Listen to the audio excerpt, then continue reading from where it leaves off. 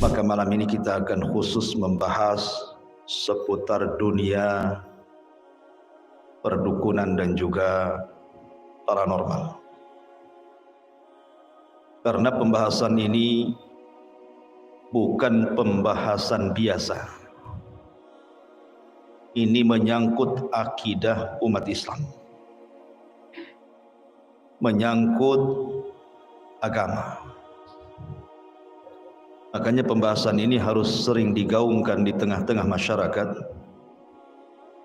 karena dampaknya sangat besar sekali. Bagaimanapun dunia seperti ini lebih dekat kepada kesyirikan dibandingkan kepada tauhid. Dan tidak ada dosa yang lebih besar di permukaan bumi ini melebihi kesyirikan. Jangan lagi syirkul akbar, syirik besar seperti dunia perdukunan dan paranormal. Syirik kecil saja dikhawatirkan Nabi SAW. Kata Nabi SAW, sesungguhnya sesuatu yang paling aku takutkan menimpa kalian adalah asyirkul asghar, syirik kecil. Kemudian Rasul ditanya, apa itu syirik kecil? Maka Nabi SAW mengatakan, ar-riya, seseorang beribadah ingin dipandang manusia. Itu saja Nabi SAW ketakutan kalau seandainya syirik kecil ini sampai menimpa seorang muslim, apalagi syirik besar. Makanya Imam Az-Zahabi rahimahullahu ta'ala dalam kitabnya Al-Kabair, kumpulan dosa-dosa besar, beliau meletakkan urutan pertama dalam kitabnya adalah asyirku billah, kesyirikan kepada Allah subhanahu wa ta'ala. Kemudian setelahnya as-sihru, dunia sihir. Saking bahayanya diletakkan pada urutan pertama. Ma'asyiral muslimin yang dimuliakan Allah subhanahu wa ta'ala, di dalam Al-Quranul Karim Allah subhanahu wa ta'ala berfirman, wa ma yu'minu aktsaruhum billahi illa wa hum musyrikun. Dan sebagian besar manusia tidak beriman kepada Allah melainkan dalam keadaan mempersekutukan Allah subhanahu wa ta'ala. Jadi orang-orang yang terjerumus kepada kesyirikan, bukan mereka itu di luar daripada Islam, tidak. Orang-orang yang melakukan praktek perdukunan atau orang yang datang ke dukun, itu bukan orang kafir. Kita tidak membahas orang kafir, tetapi kita membahas orang-orang yang mereka KTP-nya Islam, dukunnya Islam, yang datang ke dukun juga Islam. Yang lebih heran lagi, mengatasnamakan Islam. Kemudian yang datang juga mengatasnamakan pengobatan Islam. Cara pengobatannya dikatakan cara pengobatan Islam. Ini yang kemudian kita angkat bicara. Apakah memang praktek-praktek seperti itu dari Islam, atau justru praktek kesyirikan? Ma'asyiral muslimin yang dimuliakan Allah subhanahu wa ta'ala, sebelum saya menjelaskan tentang poin-poin, karena ada beberapa poin yang ingin saya jelaskan. Pertama, soal pengobatan. Yang kedua, soal keanehan-keanehan. Karena kita bisa melihat kadang-kadang para praktisi yang seperti itu dipertontonkan keanehan. Kebal bacok lah, punya tenaga dalam lah, tidak bisa diiris dengan golok lah, kan begitu ya. Dan begitu seterusnya. Nanti kita bahas keanehan-keanehan itu. Kemudian yang ketiga, soal ramalan. Karena mereka terkadang suka meramal. Kemudian yang keempat yang kita akan bahas adalah soal seputar jimat-jimat, tangkal-tangkal, dan yang sejenisnya. Inilah 4 pembahasan yang kita akan bahas di malam ini. Ma'asyiral muslimin yang dimuliakan Allah Subhanahu wa taala. Pertama, soal pengobatan. Sebenarnya berobat itu sesuatu yang sangat dianjurkan. Karena Nabi sallallahu alaihi wasallam mengatakan likulli da'in dawaun. Setiap penyakit itu ada obatnya.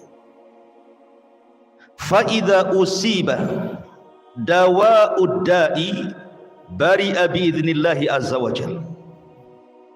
Kalau seandainya seseorang terserang penyakit kemudian diobati dan sembuh, maka kesembuhan itu atas izin Allah Subhanahu wa taala.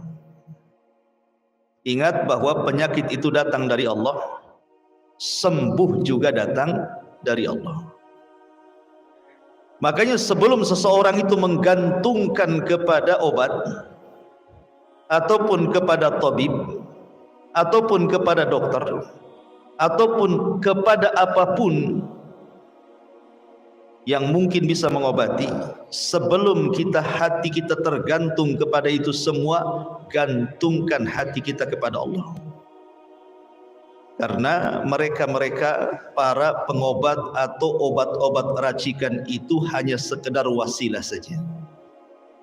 Semua pengobatan itu datang dari Allah. Fa idza maridtu fa huwa yashfin. Kata Ibrahim, kalau aku sakit maka Allah lah yang menyembuhkanku.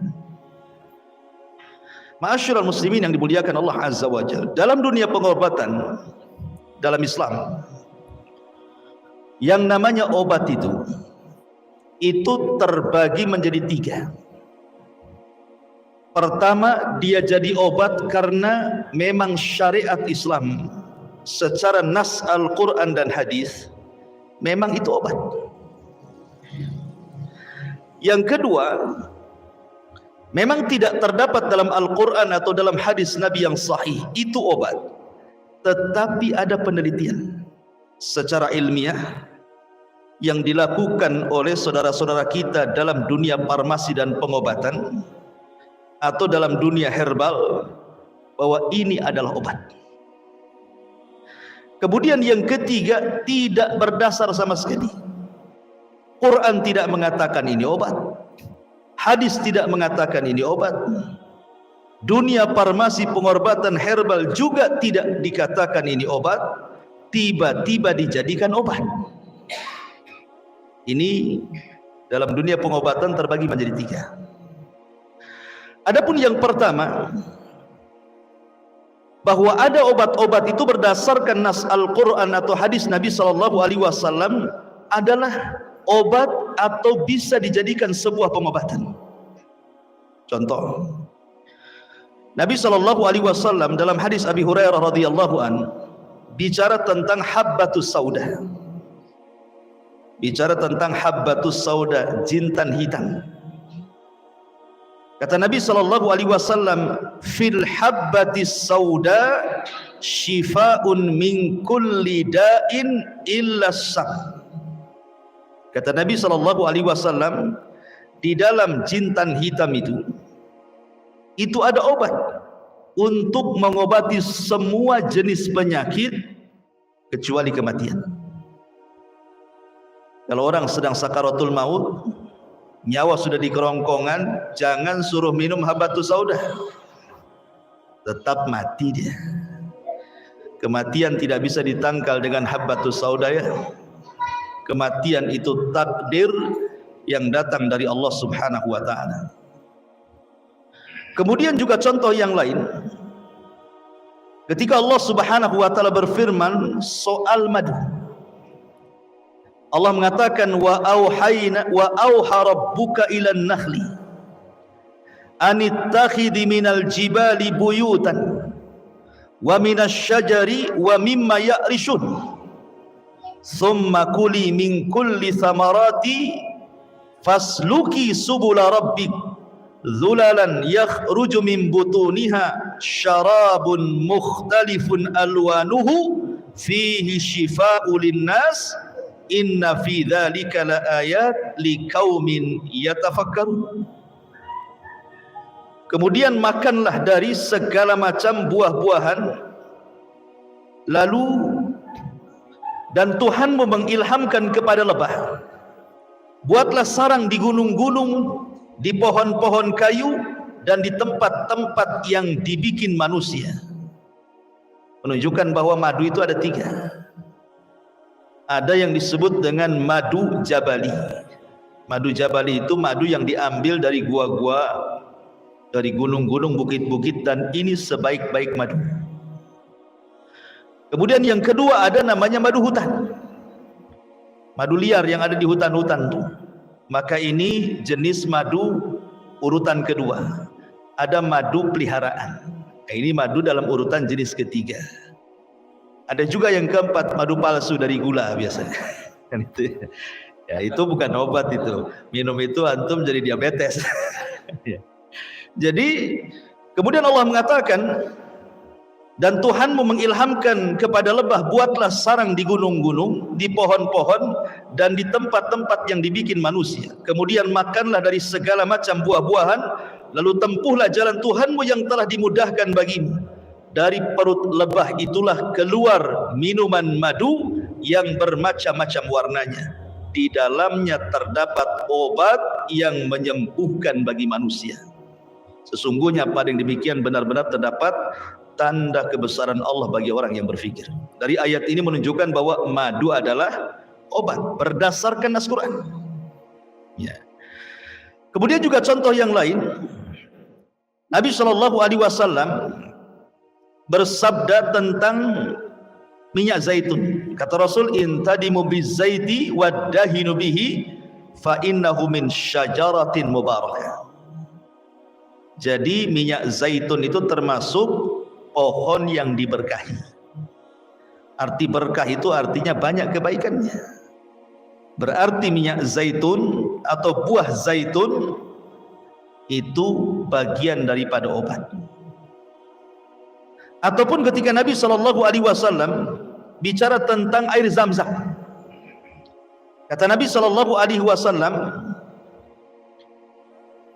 ma'u Zam-Zam lima syuriba lahu, bahwa air Zam-Zam itu akan mengabulkan setiap yang meminumnya. Kalau diniatkan obat, maka jadi obatnya. Kalau diniatkan untuk cerdas, insya Allah jadi cerdas. Yang penting belajar habis minum. Jangan habis minum tak belajar, bodoh terus. Ya. Kemudian juga Nabi SAW juga mengatakan dalam hadis yang dikeluarkan oleh Imam At-Tabrani, yang dihasankan oleh Syekh Nasiruddin Al-Albani rahimahullah ta'ala, khairu ma'in ala wajhil ardi ma'u Zamzam fihi ta'amun minat tu'mi wa shifa'un minas saqami.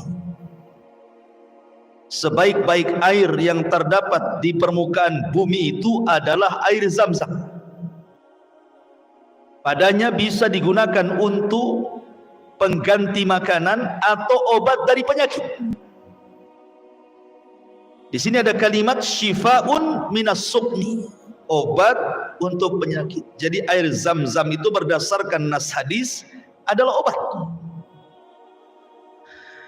Ataupun umpamanya dalam bentuk hijamah, berbekam. Nabi SAW disebutkan dalam hadis Ibni Buhainah radhiyallahu anhu, dia mengatakan ihtajaman Nabi SAW wa huwa muhrim. Rasul melakukan hijamah, bekam. Berarti berdasarkan nas hadis bekam itu bagian pengobatan. Kemudian juga termasuk ruqyah, maksudnya membacakan Al-Quran, dan itu berdasarkan nas Quran. Allah mengatakan wa nunazzilu minal Quran ma huwa shifaa'un wa rahmatun lil mu'minin, dan kami turunkan Al-Quran sebagai obat. Jadi Quran itu obat, bisa dibaca langsung atau pakai media air putih seperti ini. Ini air putih, kita bacakan surah Al-Fatihah, setiap ayat kita tiup, setiap ayat kita tiup. Ini sudah jadi air ruqyah, bisa jadi obat. Ya. Dan banyak lagi minyak tin, buah tin, karena Allah bersumpah dalam Al-Quran wattini wazaitun. Lah, kesimpulannya bahwa kalau memang berdasarkan nas Al-Quran ini obat, berdasarkan nas hadis Nabi SAW ini obat, berdasarkan perbuatan Rasul ini obat, maka kita katakan ini obat dan halal berobat, bahkan terkadang dianjurkan. Ini yang pertama. Ada obat atau sistem pengobatan itu memang dianjurkan berdasarkan nas Quran dan nas hadis. Satu. Yang kedua, ada pengobatan itu ataupun sesuatu yang bisa dijadikan obat itu memang berdasarkan penelitian ilmiah. Sudah diteliti di lab. Memang ilmiah. Contoh umpamanya ada akar rumput, akar pohon gitu ya. Kalau akar gigi enggak. Jadi seandainya kemudian ini diteliti, oh akar ini bisa mengobati asam urat, bisa mengobati kolesterol, ya tidak apa-apa dijadikan obat. Walaupun tidak 100% gitu ya, tapi kebanyakan orang minum itu sembuh. Atau dedaunan, atau rerumputan, atau biji-bijian gitu ya. Kalau berdasarkan penelitian dalam dunia farmasi atau kedokteran atau dalam dunia herbal, memang diteliti ini obat sebab mengobati penyakit tertentu, maka mubah hukumnya selama zatnya tidak haram. Ya, maksudnya zatnya tidak haram itu seperti anjing itu kan zatnya haram. Mau direndam pakai rinso kemudian digoreng tetap saja haram, namanya zatnya, ya kan?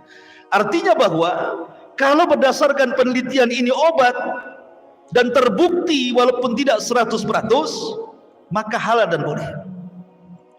Masalahnya yang ketiga, tidak ada penelitian dalam dunia farmasi, dalam dunia kedokteran, dalam dunia herbal. Tidak pula Al-Quran mengatakan ini obat ataupun pengobatan. Tidak pula hadis Nabi mengatakan ini obat ataupun pengobatan.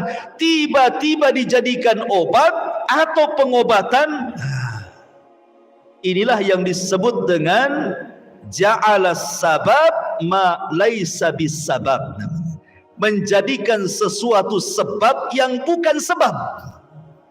Apa maksudnya? Menjadikan sebab yang bukan sebab.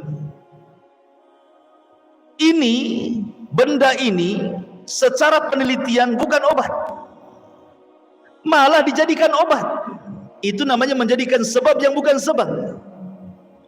Antara penyakit dengan obatnya itu nggak nyambung gitu maksudnya. Contoh umpamanya, ada orang berobat nih, tiba-tiba kemudian pengobatnya bawa kelapa muda, kemudian dengan mantra-mantra tertentu penyakitnya dimasukkan ke kelapa. Pas dibongkar isinya keris kecil, jarum, silet gitu ya. Ini pengobatan apa? Apa hubungannya kelapa muda dengan penyakit? Ya kan? Nggak nyambung tuh. Ya. Atau umpamanya dengan benda-benda tertentu, dengan keris petir lah, batu petir, batu getar, batu merah delima, istilah-istilah itu ya, istilah-istilah dunia-dunia kayak gitu kan gitu ya. Ya. Atau dengan tasbih karomah, batu karomah. Karomah karomah dari mana?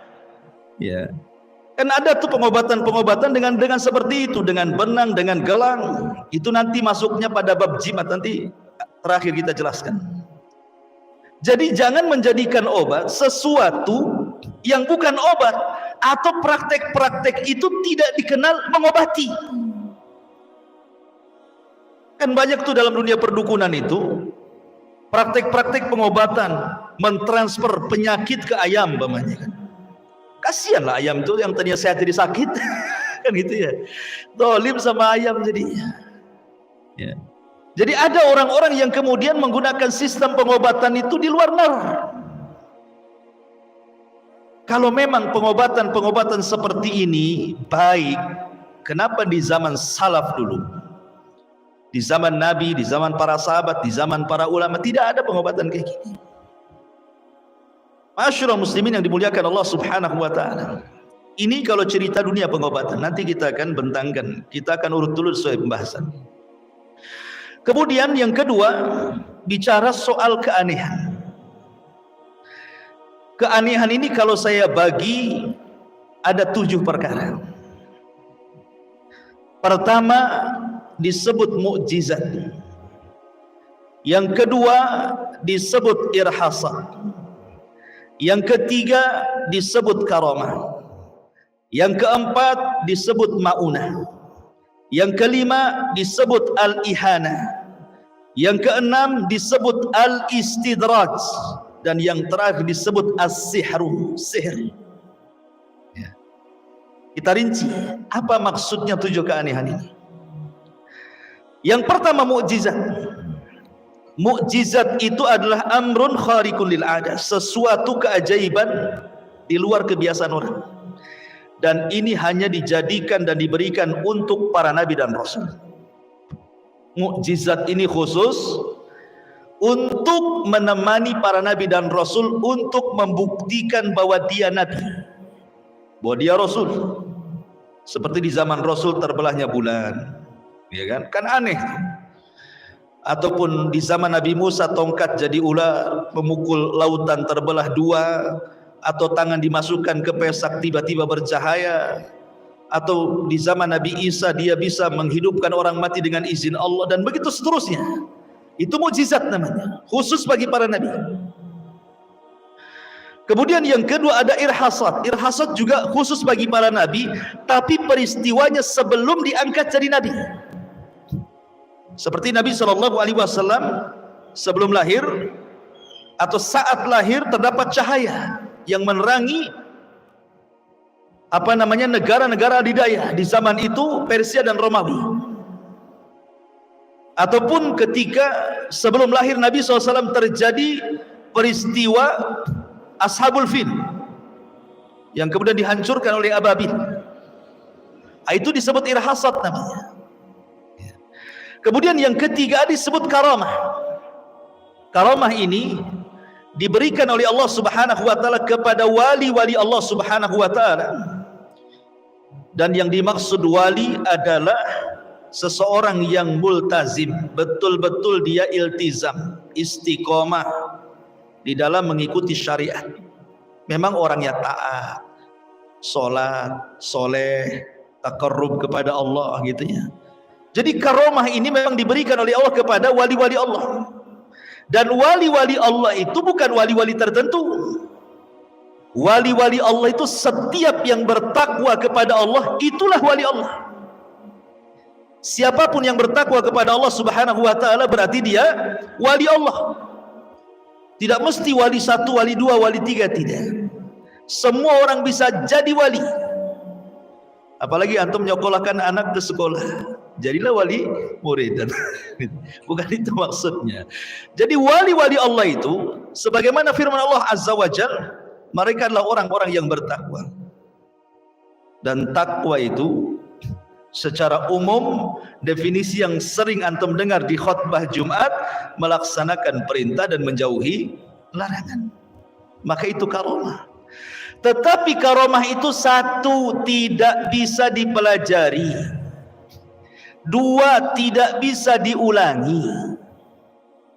3, Allah Subhanahu wa taala berikan kepada orang yang dikehendakinya. Dan orang yang punya karamah bukan berarti lebih mulia dibandingkan orang yang tidak punya karamah. Di zaman Rasul, di zaman Nabi SAW, Abu Bakar, Umar, dan begitu seterusnya tidak dikenal karamahnya, dikenal ibadahnya.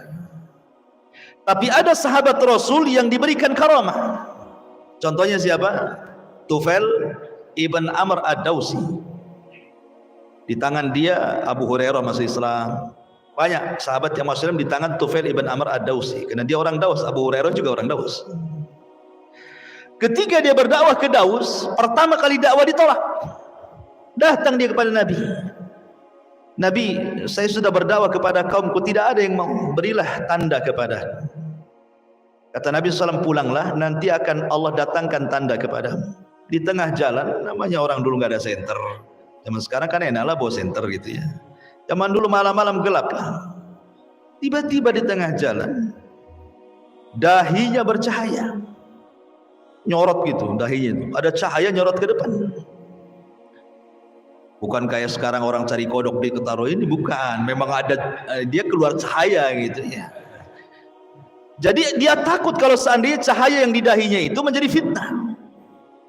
Akhirnya dia berdoa kepada Allah untuk dipindahkan cahaya, dipindahkan pula ke tangannya. Kemudian dia mengatakan, ya Rabb, aku takut jadi fitnah. Akhirnya dipindah ke mulutnya. Jadi kalau ngomong berkilau-kilau dia. Sebab itulah banyak masuk Islam orang Daus. Apa berarti Tufail yang dikenal karomahnya seperti itu lebih mulia dibandingkan Abu Bakar dan Umar? Tidak. Tentu Abu Bakar dan Umar jauh lebih mulia, walaupun tidak dikenal karomahnya, kan begitu. Artinya bahwa karomah itu diberikan kepada wali-wali Allah dan tidak bisa dipelajari. Karena ada orang yang kemudian memasukkan karomah ke benda-benda tertentu kemudian dijual. Umpamanya beli tasbih biasa, umpamanya di pasar-pasar itu. Kemudian direndam di air, dibacakan apalah sholawat, dikir atau apa gitu kan, jadilah dia tasbih karomah. Dijual lah 1 juta. Ini mau jualan tuh apa? Ya kan? Nggak bisa, karomah itu nggak bisa diulang. Itu pertolongan dari Allah. Ya, ini disebut karomah namanya. Kemudian di sana yang nomor 4 disebut ma'unah. Ma'unah ini diberikan kepada siapa saja, ikhwan. Mungkin dia tidak terlalu taat, tapi Allah Subhanahu wa ta'ala menghendaki dia diberikan ma'unah. Ma'unah itu artinya pertolongan. Umpamanya begini, antum di hutan nih, antum di hutan, ya mungkin sholat ya sholat gitu, mungkin yang lain kurang lah, kadang sholat kadang maksiat gitu kan, tidak terlalu taat. Tapi terkadang Allah memberikan pertolongan kepada orang ini. Mungkin di hutan, tahu-tahu ketemu harimau, dikejarlah antum sama harimau. Rupanya antum naik ke pohon, selamatlah antum. Siapa yang menyelamatkan? Allah. Ini disebut ma'unah namanya. Disebut ma'unah. Atau contoh dalam kisah, dulu ada seorang pedagang soleh, orangnya baik. Dia ingin mengantarkan barang. Kalau di zaman sekarang kan ada istilah travel gitu ya, untuk antar barang antar daerah. Zaman dulu kan tidak ada travel. Mereka kalau mau ngantar dagang, para pedagang itu menyewa orang tertentu, kemudian dinaikkan di unta, berapa unta, kemudian diantar. Akhirnya ada seseorang yang menawarkan membawakan dagangannya ke unta-unta dia dengan harga yang murah dan dijanjikan jarak tempuh yang cepat, pakai jalan tikus mungkin bahasa kita. Akhirnya mau deal, oke, diangkat. Rupanya sama travelnya ini dibawa ke tengah padang pasir yang tidak pernah dilalui orang. Ini pedagang soleh ini bingung karena tidak pernah dia lewat sini. Ketika sampai di tengah padang pasir, kok banyak tulang belulang nih, banyak tulang-tulang manusia di situ. Mulailah dia curiga. Akhirnya dia minta berhenti dan mengatakan kepada travelnya, bang, ini kok banyak tulang manusia di sini, bang? Kata travelnya, rupanya kamu sudah tahu, saya ini bukan travel, saya ini penjahat. Oh, dia tahu ini penjahat. Dia mau ngambil barangnya, mau bunuh orangnya. Kata dia, kalau begitu ambillah barang, tapi jangan bunuh saya, biarkan saya balik. Maka kata penjahat ini yang ngaku travel, dia mengatakan, semua orang yang kubunuh ngomong begitu, tapi tidak saya lepaskan. Ketakutan dia. Akhirnya dia mengatakan, ya kalau begitu berikan waktu untuk aku melaksanakan 2 rakaat salat. Akhirnya dia ambil wudhu dengan perasaan dag-digdug, namanya mau dibunuh habis itu kan. Kemudian ketika sholat, Allahu Akbar, tidak tahu apa yang dibaca. Ibaratnya kalau antum sholat ditodongkan pistol gitu ya. Habis sholat antum didor, kira-kira Fatihah antum hafal nggak? Aku gak bingung, karena udah jelas tuh habis sholat mati gitu kan. Stres orang ini, apa yang mau dibaca? Subhanallah, Allah ilhamkan ada surat yang melintas di pikiran dia. Apa suratnya? Amman yujibul muttar idza da'a fayaksifus su ila akhiril ayat. Siapakah yang akan mengabulkan doa orang yang kesulitan manakala dia saat kesulitan? Dibacalah ayat itu cepat-cepat sama dia. Subhanallah. Ketika hampir dia selesai salam, dia melihat ada kuda putih, penunggang putih membawa pedang di tangannya, kemudian dengan cepat ke arah dirinya dan menebas orang jahat ini. Kata para ulama, itulah malaikat yang Allah kirim. Nah, bisa saja dalam bentuk maunah kan itu ya, orang dapat pertolongan. Ya. Kemudian juga yang nomor 6 ada yang disebut dengan nomor 5 ada yang disebut al-ihanah. Ihanah ini bukan keanehan, tapi sebaliknya. Musailamah al-Kadzdzab, antum pernah dengar Musailamah al-Kadzdzab? Si nabi palsu di zaman Nabi yang memimpin orang-orang Yamamah, ngaku nabi. Namanya ngaku nabi kan harus punya keanehan, mukjizat. Akhirnya adalah orang yang buta sebelah datang kepada Musailamah al-Kadzdzab, ingin diobati matanya supaya dua-duanya melihat. Akhirnya sama Musailamah karena meniru Nabi itu kan pernah mengobati Ali ketika matanya sakit, diludahi sama Nabi, sembuh matanya. Akhirnya Musailamah pun meludahi mata orang yang buta sebelah. Ketika habis diludahi jadi buta dua-duanya. Namanya nabi palsu. Habis diludahi dua-duanya buta. Coba bayangkan ya. Itu namanya ihanah namanya. Dihinakan. Ya, bukannya sembuh malah nambah gitu ya. Kemudian yang nomor 6 ada disebut istidraj. Tentu istidraj. Istidraj itu artinya orang-orang yang tidak pernah sholat, tidak pernah taat, kerjanya maksiat, tapi usahanya tidak pernah bengkrak. Ya. Usahanya itu jalan terus, orangnya juga sehat terus, ya. Istrinya banyak lagi, rumahnya bagus, ya. Mobilnya mewah. Itu disebut istidraj. Ya. Jadi jangan cemburu umpamanya orang yang tukang sholat taat kepada Allah Azza wa Jal, asih buka cincau gulung tikar, besoknya buka cilok gulung tikar, besoknya pokoknya setiap usaha gulung tikar ya. Jangan kemudian kita katakan akhirnya adalah orang itu aja nggak sholat kok bisa usaha, mungkin gara-gara sholat saya jadi gulung tikar ini. Jadi istidraj, orang seperti itu diberikan istidraj, dibiarkan seperti itu sama Allah di atas kesenangan sampai pada waktunya, maka Allah akan kirim adab kepada orang tersebut. Itu disebut istidraj. Dan yang terakhir disebut as-sihru, sihir. Sihir ini lengket dengan dunia sihir, dunia dukun, paranormal, bomo dan yang semacamnya. Di dalam tafsir Ibnu Katsir, Al-Hafidz Ibnu Katsir rahimahullahu taala ketika menyebutkan riwayat daripada Yunus ibn Abdul A'la As-Sadafi, muridnya Imam Syafi'i rahimahullah taala, dia menukilkan ucapan Imam Syafi'i rahimahullah taala dan ucapan Imam Lais, seorang ulama Mesir.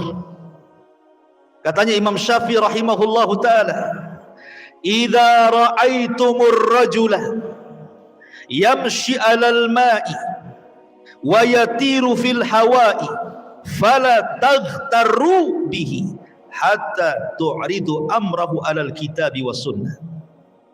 Apabila engkau melihat seseorang yang berpenampilan agama, pakai jubah, pakai serban, janggutnya panjang, zikirnya lama, pokoknya penampilannya kayak penampilan agama, mungkin dipanggil Gus, mungkin dipanggil Pak Yai, mungkin dipanggil Pak Ustadz, mungkin dipanggil Tuan Guru, mungkin dipanggil apalah nama besar tokoh agama.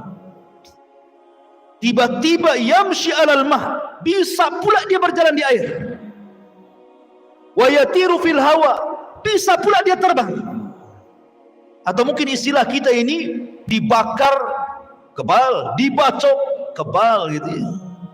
Bisa nonjok dari kejauhan terpental gitu ya. Aneh orang ini, punya keanehan. Maka kata Imam Syafi'i, fala taghtarru bihi, jangan terperdaya dengan keanehan-keanehan itu. Jangan silau dengan keanehan itu. Tetapi timbang orang itu dengan Alkitab was Sunnah. Kalau amalan dia tidak sesuai dengan Al-Quran dan Sunnah Nabi SAW, berarti mereka awliya'us syaitan. Mereka adalah wali-wali syaitan.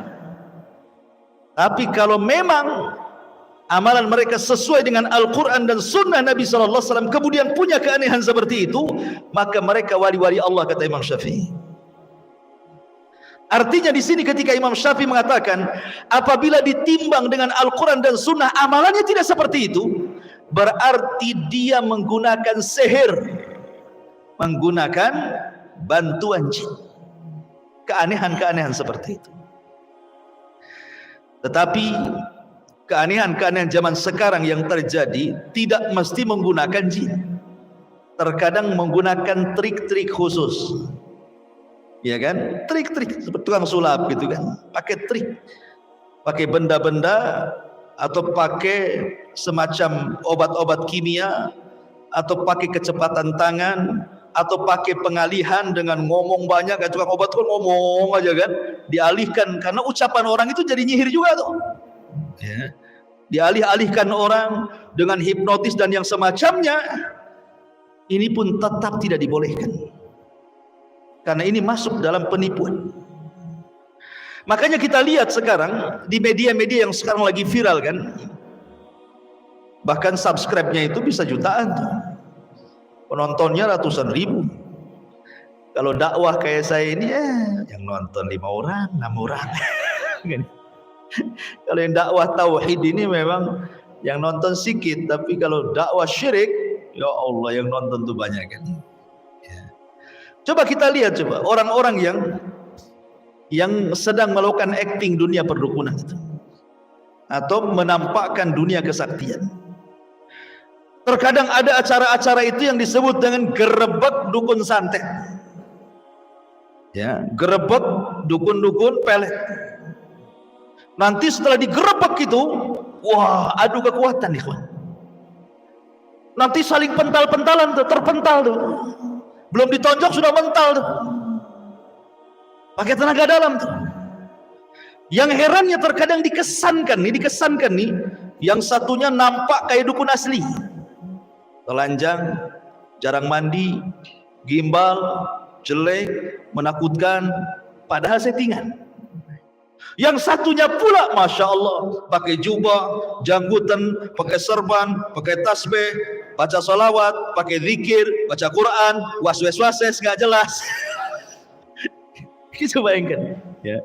Padahal sebenarnya itu sedang berduel antar dukun dengan dukun. Kesannya yang satu dukun hitam, yang satu dukun putih. Jadilah hitam putih di situ. Kenapa saya katakan dukun hitam, dukun putih? Tetap juga dua-duanya dukun. Cuman kesannya dikatakan putih karena dandanannya ala gus, ala kiai, ala ustad, ala tuan guru kan itu. Kalau yang satu dukun hitam memang gayanya gaya iblis, gaya setan, gaya genderuwo dan begitu seterusnya kan itu. Dua-duanya dukun. Sebab kalau seandainya dia seorang ustad pernah di pesantren umpamanya kan, tentu dia akan menyibukkan dengan dakwah. Walaupun dia kemudian jadi praktisi pengobatan, maka dia akan mengobati dengan pengobatan yang saya tadi rinci tadi.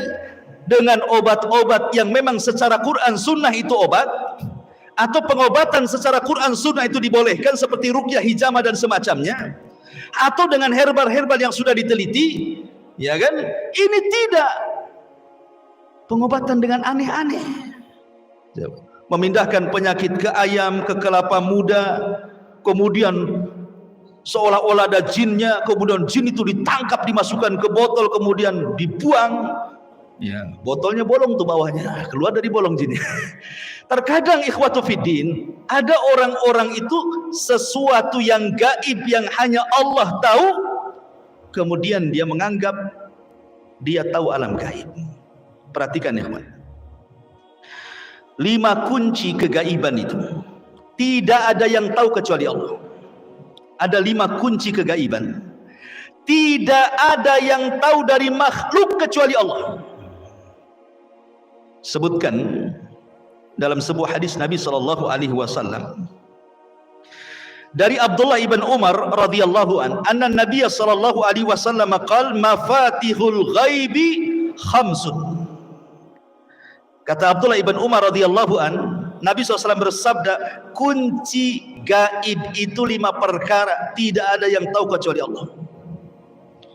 Kemudian beliau membacakan ayat dalam surah Luqman 34. Innallaha indahu ilmus sa'ati wa yunazzilul ghaitha wa ya'lamu ma fil arham wa ma tadri nafsum madza taksibu ghada wa ma tadri nafsum bi ayyi ardin tamut innallaha alimun khabir.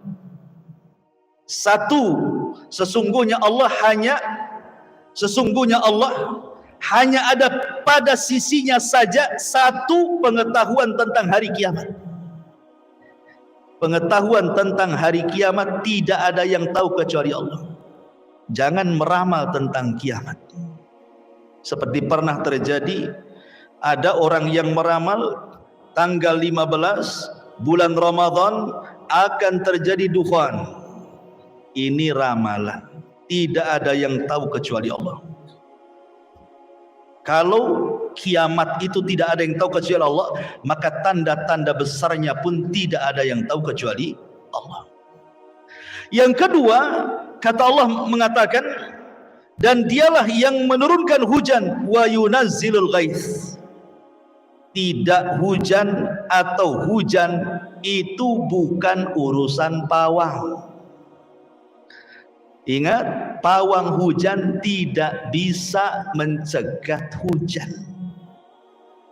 Padahal itu pawang perempuan tuh bawa apa tuh, besi pukul-pukul wur kan itu ya. Tidak tahu kecuali Allah. Sok tahu dia. Ini Quran yang mengatakan soal turunnya hujan itu Allah yang tahu. Kalau orang dia mengetahui ini, maksudnya gini, turun hujan aja tidak tahu macam mana mau cegah hujan gitu maksudnya. Kalau seandainya mungkin dia itu menggunakan ilmu fisika namanya kan, dengan melihat perakiran cuaca, ya tidak masalah. Ya, itu ilmiah itu. Tapi kalau umpamanya kemudian seperti cerita di kampung-kampung, saya pernah cerita, ada pawang hujan itu tidak pakai baju, gila-gila orangnya. Jadi kalau ada orang walimah cari dia. Kemudian udah dicari, agak gila-gila, suruh datang ke walimah, dikasih makan banyak. Kemudian disuruhnya dia mencegat hujan agar nanti walimah jangan hujan. Caranya gimana? Terlentang dia, suruh kencing ke langit. Nah, orang gila. Ma'asyiral muslimin yang dimuliakan Allah Azza wa Jalla. Maka yang kedua, perkara hujan itu yang tahu kecuali Allah. Kemudian yang ketiga, kata Allah Subhanahu wa taala, wa ya'lamu ma fil arham. Dan mengetahui apa yang ada dalam rahim. Bukan soal laki-laki dan perempuan, sekarang sudah ada alatnya USG, tahu ini, bukan. Maksudnya dalam rahim itu, apakah dia nanti lahir akan menjadi orang kaya, orang miskin, pejabat, tidak ada yang tahu orang ini. Itu semua takdir Allah Subhanahu wa taala. Dan ketika malaikat meniupkan takdir kepada bayi ini, tidak ada yang tahu, sampai si janinnya sendiri tidak tahu takdir dia. Itu kuasa Allah. Jangan sok-sok meramal. Ini lahirnya bintang gambar kambing nampaknya nih. Ini susah terus nih. Ini kalau jodoh dapat bintang nih gambar kalajengking nih. Oh bahaya nih. Nanti sebulan cerai dia. Gimana pula coba? Tidak ada yang tahu kecuali Allah. Kemudian yang keempat, wa ma tadri nafsum bima wa ma tadri nafsum madza taksibu ghadan. dan tiada seorang pun yang dapat mengetahui dengan pasti apa yang terjadi besok hari. Apa yang diusahakan dia nggak tahu. Jangan pula meramal nasib. Ya. Sehingga terkadang aneh orang-orang yang datang ke dukun ini, dia pengen usahanya kemudian lancar, jabatannya jangan sampai jatuh. Kalau bisa pemilihan kepala desa ini datang ke dukun minta supaya dia yang dapat, dan begitu seterusnya. Kita tidak tahu apa yang terjadi esok hari, itu urusan Allah. Ya. Kemudian yang terakhir, wa ma tadri nafsum bi ayyi ardin tamut, dan tiada seorang pun yang dapat mengetahui di bumi di mana dia mati. Kita mati di mana? Karena persoalan itu bukan di mana dia mati, ikhwan, tapi bagaimana kita mati. Terserah mau mati di mana saja. Ya, mau mati di Mekah, mau mati di sini, terserah. Yang penting bagaimana caranya kita mati. Jangan sampai kita mati suul khotimah, itu aja. Tapi kematian kita ini tidak ada yang tahu kecuali Allah. Inilah disebut dengan mafatihul ghaib, yang selalu digunakan oleh para normal, para dukun untuk meramal. Dalam istilah kita meramal nasib gitu ya. Ini soal kegaiban. Makanya Allah Subhanahu wa taala mengatakan alimul ghaibi fala yudhiru ala ghaibihi ahadan illa man irtada mir rasulin. Dialah Rabb yang mengetahui yang gaib, maka dia tidak memberikan kabar seorang pun tentang kegaiban kecuali rasul-rasul yang diridhoinya saja. Kalau nabi-nabi ya terkadang tahu yang gaib karena Allah kasih tahu. Seperti Nabi menceritakan tentang akhir zaman, akan keluar Dajjal, akan keluar ini, akan keluar itu. Siapa yang beritahu? Allah. Sehingga Nabi tahu. Ya. Tapi tidak semua Nabi itu tahu. Hanya yang diberitahukan Allah Subhanahu wa taala. Contoh, Nabi Sulaiman. Nabi Sulaiman itu kurang apa ilmunya coba? Nabi paling sakti itu Nabi Sulaiman tuh. Semua ditundukkan dia. Hewan ditundukkan dia, awan ditundukkan dia, jin aja ditundukkan dia. Tapi suatu ketika dia sedang membariskan pasukan, tidak ada pula Hudhud di situ. Di mana Hudhud? Awas saja, sebentar lagi kalau dia datang tidak dapat alasan ku azab dia atau ku bunuh dia. Tahu-tahu datang si Hudhud ini. Kemudian menceritakan kepada Nabi Allah Sulaiman alaihi salatu wassalam dan mengatakan alasannya kenapa dia tidak hadir. Dia mengatakan apa? Aku barusan terbang ke Yaman. Bayangkan Sulaiman di Palestina, terbang pula ke Yaman. Secepat itu Hudhud. Artinya diberikan kemampuan Hudhud itu ya. Kemudian pulang lagi Palestina, menceritakan bahwa aku baru saja dari Yaman, aku lihat ada kerajaan indah, seorang ratu yang jadi rajanya. Masalahnya masyarakatnya menyembah matahari dan bulan. Sulaiman nggak percaya begitu saja. Betul tak? Kalau kau nggak bohong, kirim surat ini. Dikirim surat untuk supaya Ratu Balkis masuk Islam. Lah Sulaiman tidak tahu kok di Yaman itu ada kerajaan, ya kan? Padahal dia seorang nabi loh. Dia tidak tahu. Masyarul muslimin yang dimuliakan Allah, kalau Sulaiman saja seorang nabi yang bisa menundukkan berbagai macam, tidak tahu kok di Yaman ada kerajaan, tiba-tiba di zaman sekarang ada dukun lebih sakti pula daripada Sulaiman. Wah, kan hebat kali itu kan. Bisa lah dia ramah-ramah. Ya. Nah Sulaiman loh, nabi luar biasa, nabi, raja gitu ya, yang paling masuk di tengah-tengah Bani Israel. Tidak tahu kondisi di Yaman dengan Palestina. Ya. Bahkan ketika Sulaiman meninggalnya gimana? Sedang duduk di singgasana. Kan jasad para nabi itu dijaga oleh Allah dan tidak akan dimakan tanah. Makanya walaupun bertahun-tahun dia seperti itu jasadnya, walaupun ruhnya sudah tidak ada. Jadi Sulaiman ketika dicabut ruhnya dan dia sedang duduk di kursi kebesarannya, disangkanya sedang tidur Sulaiman. Jin itu masih kerja saja. Baru setelah rayap-rayapnya itu menggerogoti kursinya, kemudian roboh. Jin tahu, apa kata jin? Kalau tahu Sulaiman sudah mati dari dulu, ngapain lagi kita kerja dihinakan oleh dia, katanya. Coba, jinnya saja tidak tahu yang gaib. Sementara dukun-dukun ini kerjasamanya sama jin. Jinnya tidak tahu yang gaib. Informasi kegaiban paranormal itu dari jin. Kalau jinnya tidak tahu yang gaib, berarti dia menginformasi sesuatu yang dusta. Ketika yang diinformasikan kedustaan, berarti dukun sedang berdusta. Itu namanya silsilah dusta. Jin membohongi dukun, dukun pula membohongi kita. Kita pula mau dibohongi. Nah, itu masalahnya. Ma'asyiral muslimin yang dimuliakan Allah Subhanahu wa taala. Jadi kita tahu bahwa kalau kita cerita tentang keanehan-keanehan, masuk yang mana ini? Yang sekarang dipertontonkan di depan kita, ya baik itu asli ataupun settingan, masuk pada yang mana? Mukjizat. Bukan nabi dia, ya kan? Irhasat. Bukan juga dia nabi dan rasul, karena itu kan terjadi sebelum seseorang nabi diangkat. Karomah umpamanya, ya anggaplah karomah. Karomah tidak bisa dipelajari. Kemudian kita lihat orang-orang itu kan hanya di media saja nampaknya itu pakaiannya soleh kan. Ya namanya orang mau disorot kamera, ya tidak mungkin lah pakai pakaian sembarang. Ya kalau bisa nampak ustadznya kan itu ya.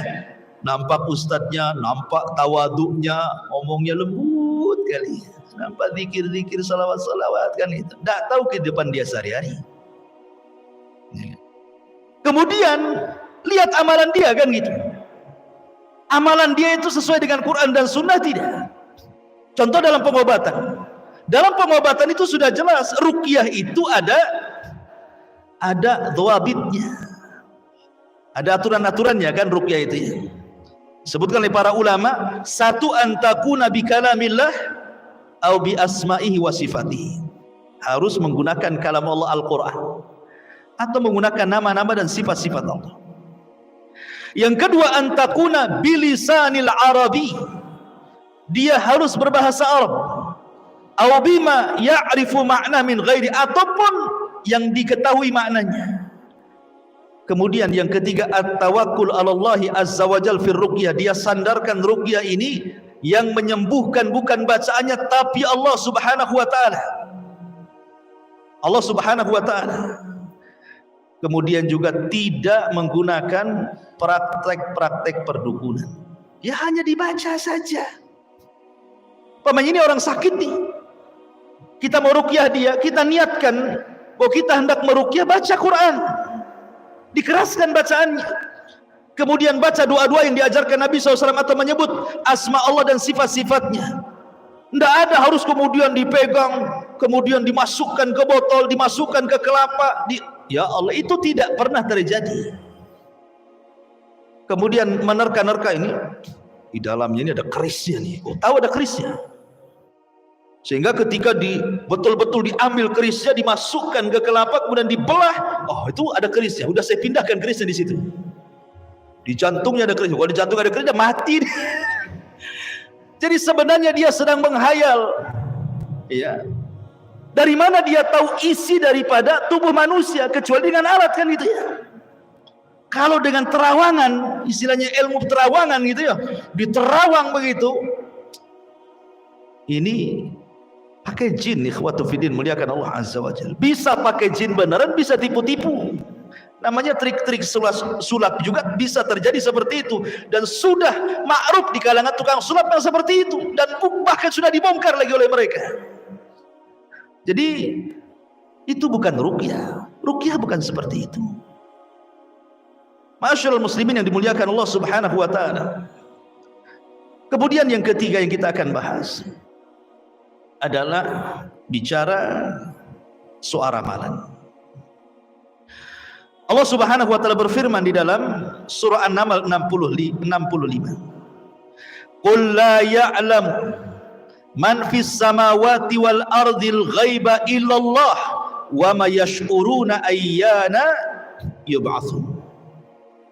Katakan, tiada seorang pun yang ada di langit dan yang ada di bumi yang mengetahui perkara-perkara yang gaib kecuali Allah, dan mereka tidak mengetahui bila mana mereka akan dibangkitkan. Kemudian Allah mengatakan juga dalam surah Al-An'am ayat 59, wa indahu mafatihul ghaibi la ya'lamuha illahu wa ya'lamu ma fil barri wal bahri wa ma tasqutu min waraqatin illa ya'lamuha wa la habbatin fi dhulumatil ardi wa la ratbin wa la yabisin illa fi kitabim mubin. Dan pada sisi Allah lah kunci-kunci semua yang gaib, tidak ada yang mengetahui kecuali Dia sendiri. Dia mengetahui apa yang ada di daratan, yang ada di lautan, dan tidak sehelai daun pun yang gugur melainkan Dia tahu. Tidak ada jatuh satu biji pun dalam kegelapan bumi kecuali Dia tahu. Ma'asyiral muslimin yang dimuliakan Allah Azza wa Jalla, artinya bahwa dua ayat ini menunjukkan kegaiban itu milik Allah. Sekarang cerita ramalan. Meramal itu ada dua jenis, ikhwan. Ada yang meramal sesuatu yang sudah terjadi, ada meramal sesuatu yang akan terjadi. Sesuatu yang belum terjadi seperti namanya dia meramal barang hilang. Kan barang hilang kan sudah terjadi berarti kan. Umpamanya 2 tahun atau 1 tahun antum punya mobil dicuri orang. Kemudian antum datang ke dukun. Kemudian dukun mencari siapa pencurinya, itu meramal sesuatu yang telah terjadi. Kemudian dukun mengatakan, oh sini tengok jarinya. Nah gini ya. Biasanya orang-orang kayak gini kan tengok pakai tengok tangan. Ya ramalan-ramalan itu macam-macam yang saya lihat itu. Seperti umpamanya melihat telapak tangan, ataupun melihat tanggal lahir, atau melihat golongan darah gitu ya, melihat mangkok, melihat kartu, melihat garis di tanah, melihat tanda tangan juga dilihat. Ya, coba tanda tangan. Sampai tanda tangannya dilihat. Atau huruf abjad, atau tanda lahir, macam-macam lah orang itu kan. Namanya orang meramal itu kan macam-macam yang dilihat. Kemudian dia nerawang, oh mobil kamu tuh dicuri di daerah Tiban. Pak dukun, RT berapa? Siapa lurahnya? Sebelah mana gangnya? Itu biasanya nggak bisa tuh. Dia umum saja, pokoknya Tiban kampung lah. Nomornya, rumahnya, nomor sebelah nggak berani dia. Ya. Dia kan nerka-nerka saja. Sebenarnya dia tidak tahu yang gaib. Kalaupun seandainya nih seseorang berkomunikasi dengan orang dan seolah-olah dia tahu yang gaib, itu bisa saja ada kerjasama antara dia dengan jin. Contoh nih, umpamanya di televisi ada jin sedang praktek paranormal sedang mempraktekkan perdukunannya. Kemudian dari rumah ada orang yang konsultasi. Ini kan gak ketemu tuh, yang satu di televisi pakai kamera, yang satu pula di rumah. Mungkin yang satu televisi di Jakarta, yang konsultasi di Batam. Terkadang sang dukun itu bisa langsung nerka. Ibu ini tanggal lahirnya 23 April 1980 ya. Udah tua ibu nih. Kok tahu? Tahu lah. Misalnya kayaknya ibu ini nama ibunya si Anu. Kok tahu Pak? Padahal saya belum kasih tahu nama ibu saya. Tahu lah kan itu. Biasanya kan itu ya. Pokoknya dia bisa nerka-nerka dan benar terkanya itu. Tanggal lahirnya dia bisa nerka, nama ibunya dia tahu, nama bapaknya dia tahu gitu ya. Kemudian dia telah melakukan sesuatu dia tahu. Terkadang terjadi seperti itu. Lah kenapa dia bisa menerka? Bukankah jin paranormal itu tidak tahu yang gaib, apalagi yang satu di Jakarta, yang satu di Batam. Bisa terjadi dengan cara apa? Komunikasi antar jin. Setiap orang itu punya jin. Saya, Anda punya jin yang disebut dengan jin korin. Ya. Jin jahat. Dan dukun-dukun itu banyak peliharaan jin. Ingat, dukun-dukun itu mereka suka memelihara jin. Makanya sering saya ceritakan sama antum, mungkin pernah nggak cerita ya tentang kisah penggerebekan dukun santet di Arab Saudi itu. Jadi di Arab Saudi itu ada namanya KPD. Ya, KPD, kalau di kita kan KPK. KPK itu apa? Hah? Artinya kepanjangan KPK apa? Komisi Pemberantasan Korupsi. Kalau di sana Komisi Pemberantasan Dukun, KPD. Jadi kepala polisinya nangkep tuh dukun tuh, nangis pula dukun itu ketika ditangkap.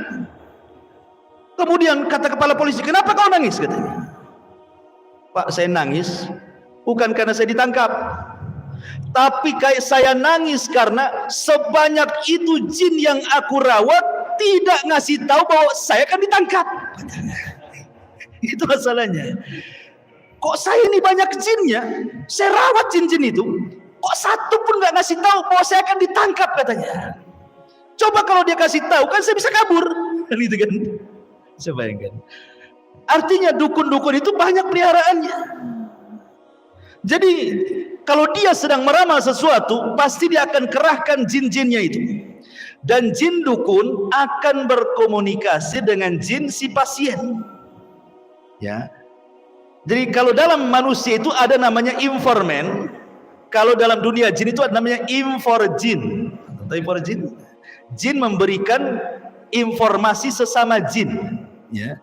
Jadi jin dukun berkomunikasi dengan jin pasien. Kata jin pasien, ini tanggalnya sekian loh jin. Nah, dia kasih tahu kepada dukunnya. Nama bapak ibunya ini loh jin. Nama jin ini kasih tahu. Jadi dia tahu dapat informasi dari jin, gitu maksudnya. Kalau dia tidak punya jin, tidak mungkin bisa menerka. Tidak mungkin.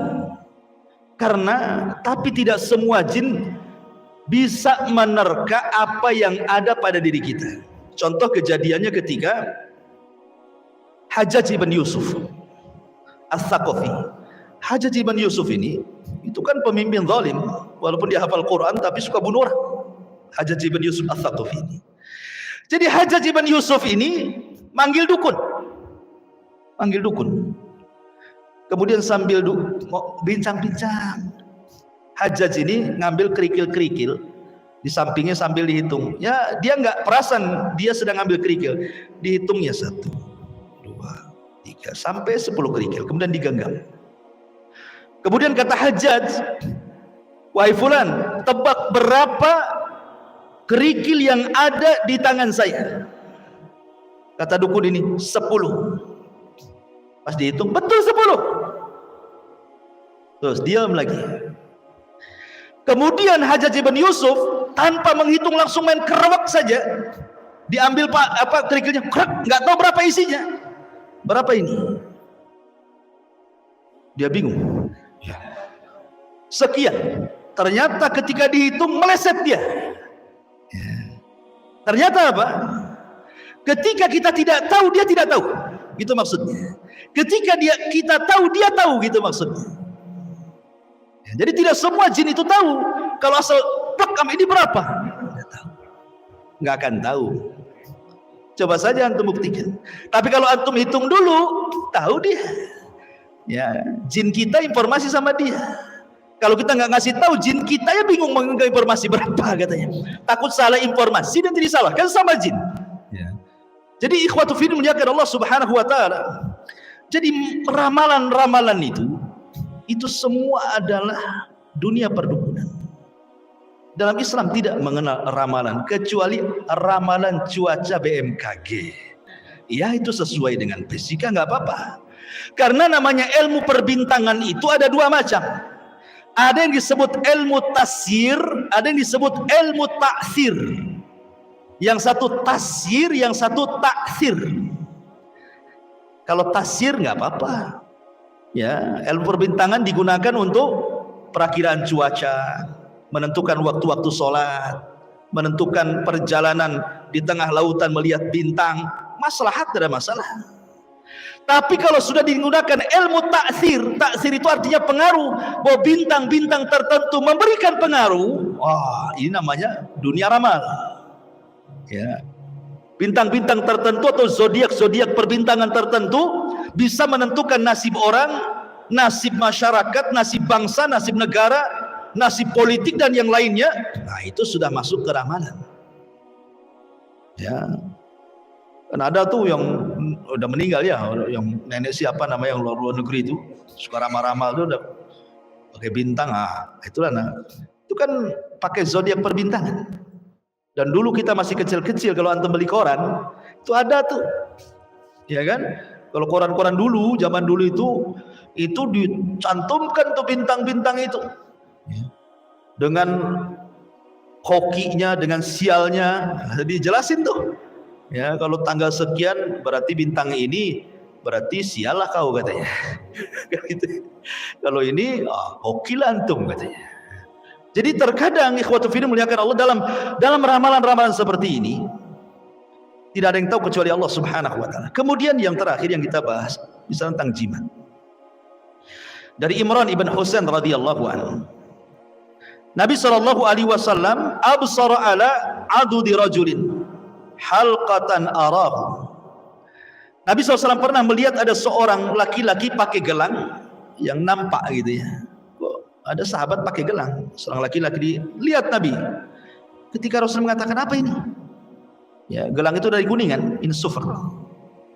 Maka kemudian dia mengatakan, minal wahina. Rasul, saya menggunakan gelang ini untuk mengobati kelemahan pada badan saya, supaya kuat. Maka Nabi SAW mengatakan, amma innaha la taziduka illa wahnan imbidha ank fa innaka law mitta wa hiya alayka ma aflahta abada. Sebaiknya kata Rasul, cabut, buang, karena gelang itu tidak menambah kecuali kelemahan. Kalau engkau meninggal dan gelang itu masih ada di tanganmu, kau tidak akan selamat. Rasul suruh buang, ya kan? Kemudian juga dari Abi Bashir Al-Ansari radhiyallahu anhu, annahu kana ma'an Nabi sallallahu alaihi wasallam fi ba'di asfarihi. Kata Abu Bashir Al-Ansari, dia mengatakan, suatu ketika aku bersama Rasul dalam sebuah safar. Fa arsala rasulan, maka Nabi sallallahu alaihi wasallam mengumumkan kepada seorang utusan, alla yabqayanna fi raqabati ba'irin kiladatun min watarin au kiladatun illa qutiat. Supaya tidak terdapat lagi di leher unta jimat dari tali busur panah atau kalung apapun, kecuali harus dipatahkan, diputuskan, dibuang. Ya, karena jimat-jimat itu kan macam-macam, ada digantungkan di kendaraan, ada yang ditempel di warung berupa raja-raja gitu ya, ada yang ditaruh di rumah, macam-macam, ada yang dikantongi, ada diselipkan di dompet, ya, macam-macam jimat-jimat itu. Maka kata Nabi SAW, disuruh untuk dibuang. Bahkan yang lebih jelas lagi, kata Nabi SAW, man 'allaqa tamimatan faqad asyrak. Barang siapa yang menggantungkan jimat, maka dia telah terjerumus kepada kesyirikan. Dan Rasul mengatakan, man ta'allaqa tamimatan fala atamallah, wa man ta'allaqa wada'atan fala wada'allahu. Barang siapa yang menggantungkan jimat, maka hatinya akan tergantung pada jimat itu. Barang siapa yang menggantungkan kepada kerang dijadikan jimat, maka hatinya pun akan tergantung kepada kerang jimat itu. Artinya apa? Orang yang memakai jimat itu kan ada dua hukumnya, ikhwan. Bisa terjerumus kepada syirkul akbar, bisa terjerumus kepada syirkul asghar. Gimana gambarannya? Kalau antum meyakini bahwa gelang, cincin, kalung, jimat berupa raja atau yang lainnya, jimat itulah yang mendatangkan manfaat dan mencegah madarat, dinafikan Allah di kepalanya, jatuhlah antum ke syirik besar. Tapi kalau antum masih yakin Allah yang datangkan manfaat, Allah yang mencegah madarat, cuman ini kan wasilah saja, maka ini syirik kecil. Masalahnya kebanyakan orang pakai jimat itu antara jatuh ke syirik besar ke syirik dan syirik kecil itu hanya beti. Antum tahu beti? Beda tipis. Ya. Karena kebanyakan orang yang pakai jimat itu umumnya jatuh ke syirik besar, jangan ke syirik kecil itu. Walaupun mulutnya ngomong, oh kan Allah semua, ini kan wasilah saja. Oh, sok tahu dia. Contohnya nih, seandainya nih ada jimat keberuntungan, taruh di mobil, kalau pakai jimat ini insya Allah nggak akan ditabrak, nggak nabrak tuh. Sekali lupa lah dompetnya di rumah, jimatnya pula di situ. Was-was dia waktu nyetir itu, alamak jimatnya nggak, balik dia ambil jimat. Berarti hatinya tergantung kan? Hatinya tergantung. Atau dia umpamanya penglaris nih, laris nih. Umpamanya kalau perempuan itu dikasih susu atau apa ya? Bukan susu kalau habis beli itu kan ada susunya gitu. Bukan, ada susu itu ditempel biar nampak cantik, ya, biar nampak mole, biar laris dan yang lainnya kan. Ya mungkin sebulan 2 bulan banyaklah pelanggan dia. 3 bulan 4 bulan mulai sepi, ya kan? Itu yang disalahkan. Oh jangan-jangan sudah kadaluarsa ini susunya. Sudah expired terus diganti nih kan. La haula wala quwata illa billah. Kayak beli rotian tuh begini. Ditengok, ini mas 3 hari aja mas. La haula wala quwata illa billah. Masyarul muslimin yang dimuliakan Allah Azza wa Jalla. Intinya bahwa namanya jimat itu ikhwatu fiddin, itu kan diberikan dukun karena pertolongan bangsa jin. Kalau seandainya sesajennya kurang, ya, kalau seandainya itu persembahan kita dengan mereka kemudian sampai tidak dipenuhi, ya jelas ada expirednya lah. Karena namanya jin itu menolong atau membantu itu tidak ada yang free. Semua ada bayarannya, dan bayarannya itu tukar menukar akidah, tukar menukar iman, bukan uang. Masyarul muslimin yang dimuliakan Allah Azza wa Jalla. Makanya jimat-jimat ini bahaya. Jimat-jimat itu sangat bahaya sekali, dan itu adalah kesyirikan. Tawakallah kepada Allah Subhanahu wa taala. Karena begini ikhwan, jimat itu tidak menolak takdir. Ingat ya, jimat itu tidak merubah takdir. Karena kebanyakan orang dikiranya dengan jimat itu takdir bisa dirubah. Contoh nih, warung, antum jualan. Yang namanya takdir Allah sudah ditulis Lauhil Mahfud, belum lagi di catatan malaikat, belum lagi ketika kita berojol, ketika usia 4 bulan datang tuh yang namanya malaikat peniup ruh, dicatatlah rezeki kita sekian. Kemudian kita buka warung, dia pikir kalau ke dukun laris. Ikhwah, rezeki itu sudah ditentukan oleh Allah. Kalau memang Allah sudah tentukan namanya warung satu hari cuma dapat 50 atau 200 ribu, 300 ribu, walaupun ke dukun Thailand sekalipun beli jimatnya, namanya jimat tidak bisa merubah takdir. Takdir Allah tidak bisa dirubah. Cuman ada memang orang-orang yang tidak sabar, harusnya mengambil rizki karena takdir itu dia dapat yang halal, karena tergesa-gesa dapatlah yang haram. Sebenarnya kalau dia usaha gitu, banyak ke orang yang tanpa dukun laris usahanya. Kenapa pun sibuk pakai dukun? Karena kalau sudah sibuk pakai dukun berarti hatinya sudah jahat. Kenapa? Karena suudon kepada tetangganya. Jangan-jangan saya disihir sama sebelah ini. Ya, gara-gara dia saya sepi jadinya. Suudon kan? Sudah suudon main dukun pula. Jadi dunia-dunia seperti ini tidak bisa menolak takdir Allah Subhanahu wa taala. Ingat itu. Tidak akan berubah takdir Allah dengan datangnya Anda ke dukun, karena dukun itu kebanyakan dusta dan bohong. Bukti bahwa mereka pendusta, hadis Nabi. Kita harus yakin dengan hadis Nabi. Dahulu di zaman Nabi SAW, kata Rasul, jin itu naik ke langit. Sampai di langit itu ada maqaida lis-sam'i, sebagaimana berdasarkan suratul jin. Ada maqaida lis-sam'i, tempat-tempat curi dengar. Jin itu kalau ke langit seperti orang panjat pinang, sampai ke langit. Tapi hanya di bawah langit pertama. Tidak mungkin dia sampai menembus langit, tidak akan bisa. Ya ma'syaral jinni wal insi in istata'tum an tanfudhu ila samawati wal fanfudhu la tanfudhuna illa bisultan. Enggak bisa jin naik tembus ke langit itu. Ya. Jadi ketika di zaman Nabi sallallahu alaihi wasallam, maka jin-jin itu kemudian tidak bisa naik ke langit. Sejak itulah maka difungsikan bintang sampai hari ini, bahkan sampai kiamat setelah diutusnya Nabi. Bintang itu apa? Difungsikan untuk melempar jin-jin yang ada di langit. Karena jin-jin yang ada di langit ini selalu mencuri dengar dari wahyu yang Allah wahyukan kepada para malaikat. Kemudian dicuri dengar, kalau sudah dapat satu kalimat disampaikan ke jin yang di bawahnya. Jin yang di bawahnya disampaikan ke yang di bawahnya. Yang di bawahnya sampai kepada jin yang ada di bumi. Setiap jin yang menyampaikan kepada jin yang di bawahnya selalu menambahkan satu kalimat, satu kalimat, satu kalimat. Akhirnya dari 100 kalimat yang satu benar, 99 dusta.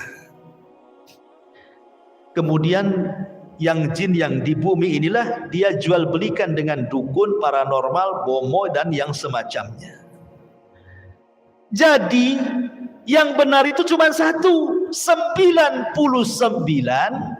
dusta.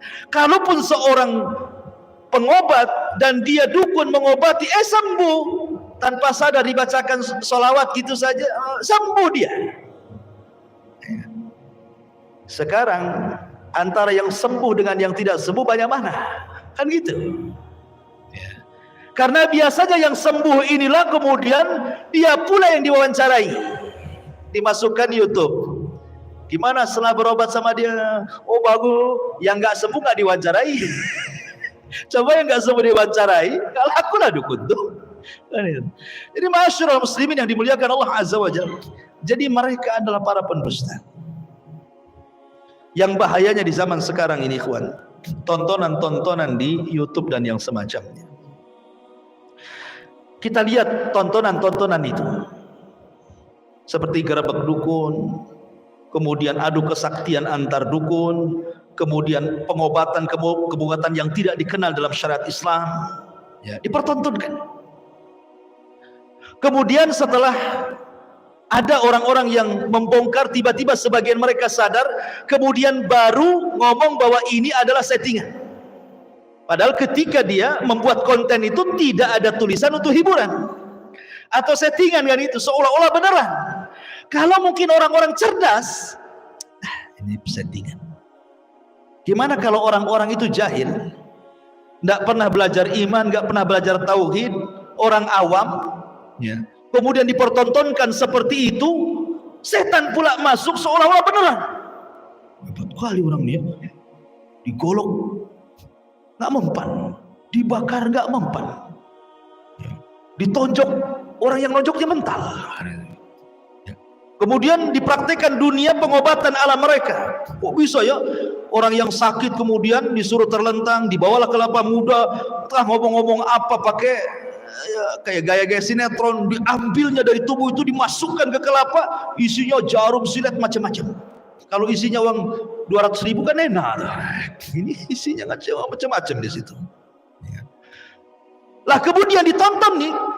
Kalau seandainya orang itu tidak punya iman, ikhwan, bisa saja kemudian dia berpikir, wah ini orang hebat ini. Apalagi kalau seandainya keluarganya sakit. Orang sakit itu setan lebih dekat dibandingkan malaikat.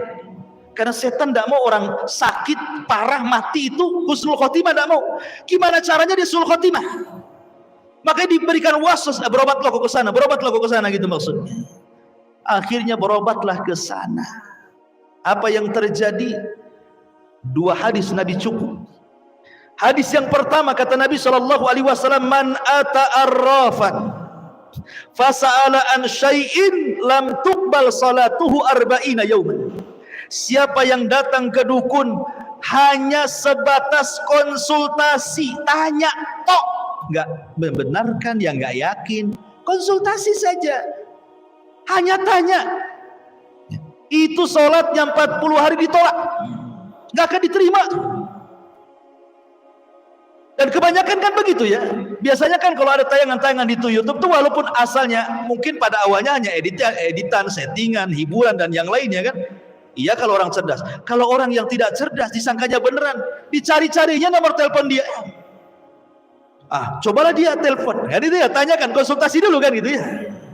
Konsultasi, kalau yang berkonsultasi atau yang dikonsultasikan kepada dukun 40 hari sholat kita ditolak. Kita sholat sunnah, sholat duha, sholat malam, sholat witir, qobliyah, sholat wajib, macam-macam sholat 40 hari ditolak. Apa tidak capek kita 40 hari sholat? Kemudian ditolak, maksudnya sholat yang sudah dilakukan.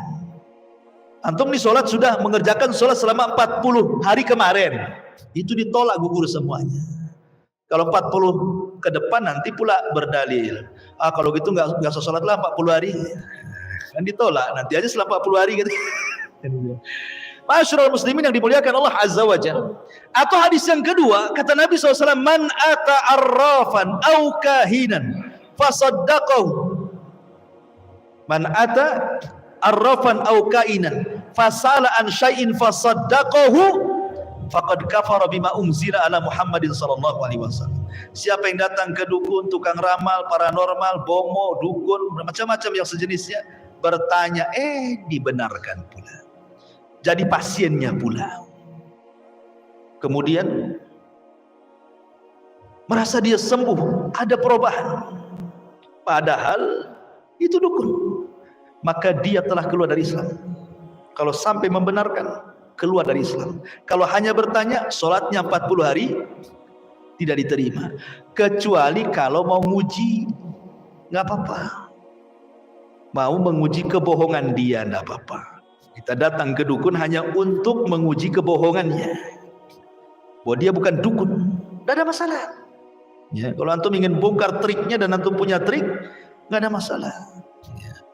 Ma'asyiral muslimin yang dimuliakan Allah Subhanahu wa taala, karena Allah Subhanahu wa taala berfirman, hal unabbiukum ala man tanazzala syayatin. Apakah akan kuberitakan kepada kalian kepada siapa setan-setan itu turun, kata Allah.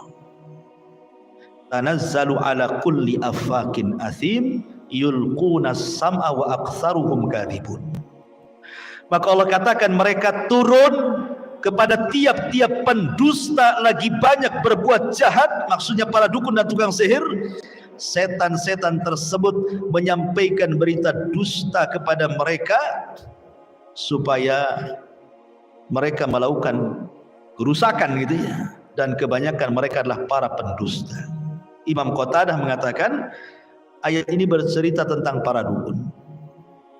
Ya, ketika Allah mengatakan maukah aku beritahukan kepada siapa setan turun, maksudnya kepada para dukun, karena dukun-dukun ini adalah corong-corongnya iblis. Corong-corongnya iblis itulah para dukun, siapa lagi? Maka sekali lagi ikhwatu fiddin, kalau seandainya Anda terkena penyakit, sakit, ya kan? Maka yang pertama yang harus antum lakukan, bersabar. Siapa tahu penyakit yang Allah Subhanahu wa taala berikan kepada kita dalam rangka untuk mengangkat derajat. Boleh jadi dalam rangka untuk menggugurkan kesalahan. Mungkin dulu banyak maksiat, akhirnya Allah uji dengan penyakit sekarang. Boleh jadi mungkin untuk menggugurkan dosa-dosa lama, atau mengangkat derajat kita di hadapan Allah. Karena terkadang ada surga tidak bisa diraih dengan sholat, tidak bisa diraih dengan zakat, tidak bisa diraih dengan puasa, tidak bisa diraih dengan haji, hanya bisa diraih dengan sabar. Karena sabar itu ibadah yang tidak ada lipatannya. Innama yuwaffas sabiruna ajrahum bighairi hisab. Allah itu akan memberikan pahala orang sabar tanpa batas. Yang kedua, selain sabar, maka ada upaya tawakal. Sebelum kita datang ke dokter, sebelum kita datang ke apotek, sebelum kita datang ke tabib-tabib, ya, ke sinse-sinse dan yang semacamnya, maka gantungkan hati kita ke Rabb yang menciptakan mereka, yang menciptakan obat-obat yang mereka racik. Gantungkan kita kepada Allah dulu, karena mereka yang menciptakan dokternya. Allah lah yang menciptakan dokter, Allah yang menciptakan tabib, Allah yang menciptakan obat. Sebelum hati kita gantungkan kepada dokter dan racikan obatnya, gantungkan dulu kepada Allah. Dengan cara apa? Cobalah meruqyah diri sendiri, ya, meruqyah diri sendiri dengan cara membaca Quran, zikir-zikir pagi dan petang, dan begitu seterusnya. Karena Quran juga bukan hanya mengobati dalam dunia spiritual itu untuk ruh saja, tidak, bisa untuk badan juga, ya. Atau dengan cara bersedekah, karena sedekah juga kata Rasul, tadawau mardakum bisadaqah, sembuhkan orang sakitkan dengan sedekah, ya. Sedekah itu penyembuh juga rupanya, ya. Coba gantungkan kepada Allah. Baru setelah kita tawakal betul kepada Allah, cari sebab. Kalau sudah meruqyah diri sendiri tidak bisa juga, cari sebab. Sebab itulah kembali ke kaidah pengobatan tadi. Ada obat-obatan yang memang secara nas Quran itu obat, makan. Atau cara-cara secara Quran Sunnah itu pengobatan seperti bekam ruqyah, atau mungkin dengan cara obat-obat yang diteliti farmasi dan kedokteran, belilah di apotek, kan itu ya. Atau datang ke dokter yang memang dia ahli dan memang ilmiah, dia sudah tahu ilmunya. Jadi harusnya seperti itu ya, bukan terburu-buru gitu ya. Karena orang itu maunya instan saja, maunya sekarang sakit datang ke dukun, di penyakitnya ditarik langsung sembuh kan, maunya instan orang sekarang ya, maunya itu cepat ditarik kemudian dimasukkan ke kelapa biar kelapa yang sakit katanya. Jadi intinya Bapak ikhwatu fiddin, terkadang sakit itu sebenarnya membawa berkah, sakit itu membawa berkah. Dan ingat bahwa ketika para dukun berhubungan dengan jin, kemudian kita datang kepada mereka, hakikatnya kita itu sedang ta'awun alal birri wat taqwa, ikut tolong menolong di atas perbuatan keji dan dosa. Tidak boleh. Ikhwan, Nabi ketika peperangan, banyak loh jin-jin di zaman Nabi yang masuk Islam. Jin-jin yang masuk Islam di zaman Nabi banyak kan, awalnya dari 7 jin tuh. Makanya disebutkan dalam surah Jin, ketika Rasul sedang sholat subuh, ketika dari Taif gak dapat orang yang didakwahi, kemudian Rasul sholat subuh baca ayat Al-Quran, datang pula 7 jin dari Yaman masuk Islam. Kemudian jin-jin ini pulang ke Yaman berdakwah, ribuan jin masuk Islam. Kemudian Nabi SAW berdakwah lagi, 4 kali Rasul berdakwah kepada jin. Tapi dalam setiap peperangan tidak ada riwayat Nabi minta tolong sama jin. Tidak ada riwayat. Harusnya Nabi SAW ketika perang Uhud itu kan kalah kaum muslimin tuh, 70 sahabat gugur, Nabi sampai rompong gigi depannya, bahkan pipinya terkena serpihan, bahkan Nabi dikabarkan mati. Kenapa tidak meminta pertolongan jin? Coba kalau seandainya Nabi minta pertolongan jin, jin kan gak terlihat ikhwan. Innahum yarakum min haitsu la tarawnahum. Mereka melihat kita, kita pula tak melihat dia. Pertanyaannya, kalau antum kelahi dengan musuh yang tidak terlihat, kira-kira siapa yang kalah, siapa yang menang? Kan itu ya. Antum yang kalah. Ya.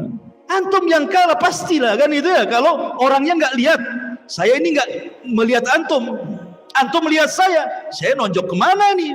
Antum dia ketok aja kepala saya kan? Kan itu ya. Kenapa Nabi tidak minta bantuan coba kepada jin-jin Yaman itu ketika perang Uhud itu? Oh, kalau datang jin-jin itu sebentar aja ngalahkan. Tapi Rasul tidak minta bantuan sama jin. Padahal berhak Nabi meminta bantuan kan, tapi tidak mengajarkan meminta bantuan kepada jin. Ya. Sahabat juga sama, karena tahu konsekuensinya. Ya. Ada orang belasan, Ustaz, kita kan hanya berhubungan dengan jin muslim. Dari mana kamu tahu itu jin muslim? Jin itu pendusta. Jin itu pendusta. Iya, muslim tapi fasik, sama aja. Banyak manusia juga muslim tapi preman kan banyak. Jin juga kurang lebih lah. Kehidupan jin itu sama dengan kita, ada preman pasarnya ada. Ya. Ya ada orang solehnya, jin soleh juga ada. Makanya Allah mengatakan, wa inna minna salihuna wa minna duna dzalikunna tara'iqa qidada. Jin itu ada yang soleh, ada yang enggak. Kami bertingkat-tingkat sama dengan manusia. Intinya masyarul muslimin yang dimuliakan Allah Azza wa Jalla, jangan sampai berdekatan dengan dunia perdukunan. Itu saja, itu merusak akidah. Karena dikhawatirkan keyakinan kita berubah, kemudian masuk ke dalam kesyirikan, dan kita tidak sempat bertobat, kemudian kita mati, maka Allah mengatakan la in asyrakta la yahbatanna amaluka wa la takunanna minal khasirin. Kalau engkau sampai melakukan kesyirikan, hancur lebur amalan engkau dan engkau termasuk orang yang rugi, dan Allah haramkan surga bagi dia.